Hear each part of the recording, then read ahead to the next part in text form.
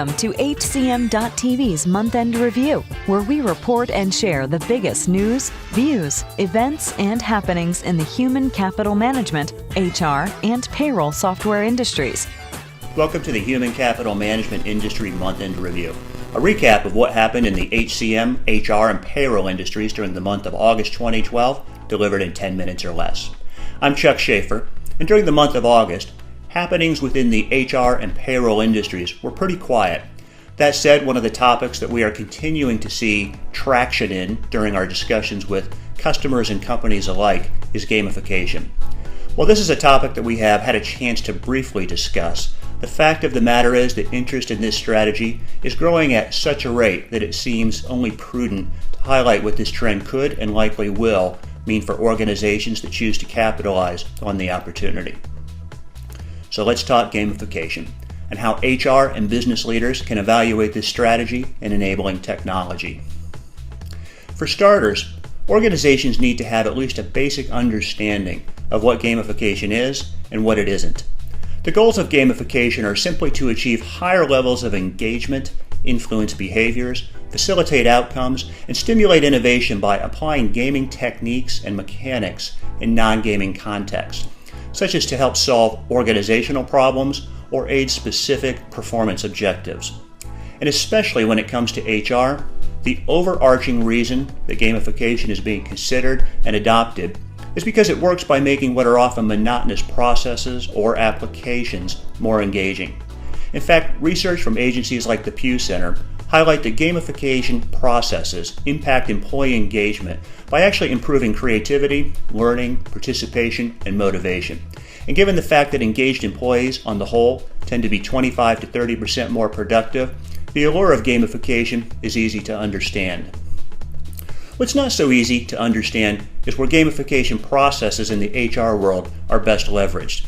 In the recruitment realm, for example, companies like NAC are using gamification to gauge cognitive skills such as pattern recognition, risk aversion, emotional intelligence, and adaptability, a technique that even MIT has indicated provides huge advantages over traditional recruitment tools. The main avenue for these gamified recruitment apps is currently social networking sites such as Facebook, LinkedIn, and Twitter. However, expect these gamified apps to make their way into company websites, blogs, and online company-managed communities in the near term. Likewise, gamification is also being used on the fringes for common HR objectives such as employee motivation and retention. In fact, a quick look across the pond to activities like the UK's Idea Street show that games are being used to crowdsource company improvements and innovation. Interestingly, the only hard and fast area within HR and human capital management where gamification appears to be really sticking and widely adopting is in learning and development, an area that has already seen majority adoption of gamification principles for some time. In fact, with 70% of major employers already utilizing interactive software and game concepts to train employees, game simulation within the functional HR area of learning is now pushing the envelope in terms of what gamification can deliver. For instance, the U.S. Department of Defense is using game theory to create highly simulated environments, allowing learners to take part in scenarios that would be too costly or dangerous to perform in real-world conditions. Of course, these examples are only the tip of the iceberg in terms of what gamification can accomplish, which is why uptake rates are so widely varied. As a whole, though, the HR industry's pace of adoption is accelerating. For one, M2 Research estimates a massive uptake in gamification projects over the next several years, jumping from a $100 million market spend to just shy of $3 billion by 2016.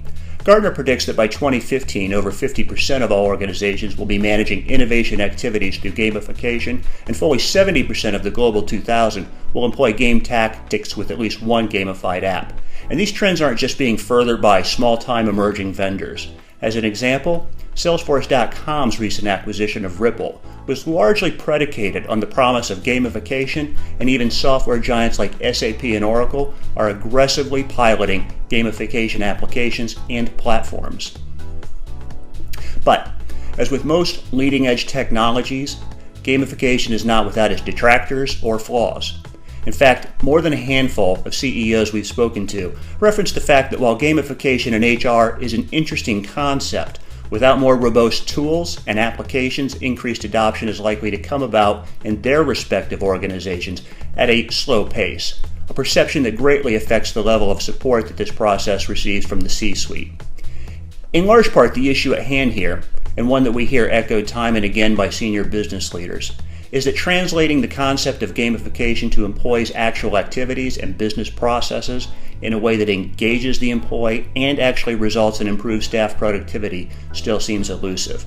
By comparison, other skeptics have more pointedly laid the issue at the feet of the C-suite itself, indicating that far too often HR gamification is simply viewed as yet another social tool to distract staff rather than engage them.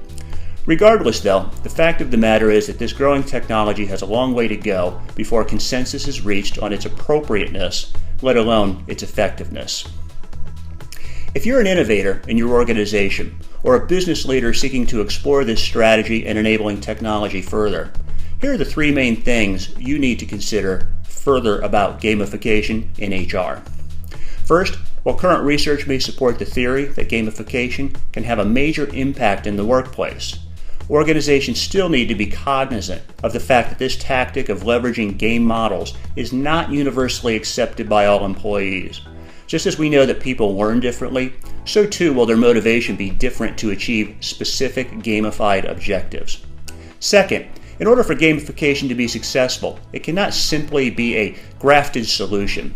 Rather, leveraging gaming effectively means adopting a concerted strategy, incorporating the gamification concept into other enterprise applications like learning, recruitment, retention, and performance wherever possible, rather than simply relegating gamification to siloed standalone apps.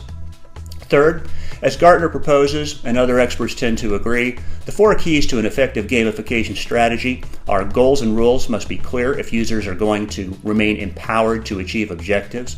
The narrative and interface has to be compelling in order for engagement to happen. Feedback has to be delivered at an accelerated pace in order for engagement to remain active, and the tasks of the game itself should relate to short-term goals that are challenging but achievable. That's a wrap for August 2012. I'm Chuck Schaefer, and this has been the Human Capital Management Industry's Month-End Review. I hope you'll check back on the last day of next month as we continue to share the top events, news, views, and happenings. And if you have content suggestions for next month or beyond, please let me know by visiting hcm.tv or sending an email to chuckschaefer@hrlab.com. Thank you for joining HCM.tv's Month-End Review. This dialogue is part of the HCM, HR, and payroll software industry conversation.